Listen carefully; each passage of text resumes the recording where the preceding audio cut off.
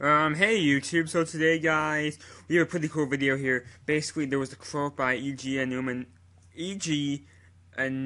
I can't even say his name, but whatever, you guys know what I'm talking about. Basically, he's the head designer at Nintendo for the Zelda games. Obviously, him and Miyamoto are the two most important people in terms of creating the Legend of Zelda games. So basically, he is talking about in this interview, he's talking about, Zelda Wii U. And there's one quote he said that really had me thinking. He says, "Since we're talking about open worlds, let's state up front that we don't plan to have an open world in the same way other companies have been doing it in recent years."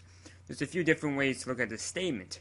Some people, there's so many different ways to look at the statement. Some people, obviously, the way I kind of look at the statement, and the way I look at the statement is basically that in many open world games, one common issue is that not only is there's a story, the main story get kind of convoluted and kind of messed up, but there's most of the time there's not enough content. Skyrim is an epic, huge world, but there's far from enough content for some people to help them. A lot of times the worlds are just very barren. There's not that much stuff to do, and because of that, that's what I'm hoping he means by that. Obviously, there's other ways to interpret it. Maybe he's just saying that the open world won't be as big. Maybe he won't waste space. I'm not entirely sure. Maybe we'll have like an infamous open world, which is much smaller.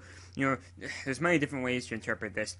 Hopefully this doesn't become guys, another good example here is basically Legend of Zelda Skyward Sword. That's open world game not done right. Basically, it was a small world first of all, and it had really, especially in the sky, there was no content. There's nothing to do. It was like 2 mini games maybe.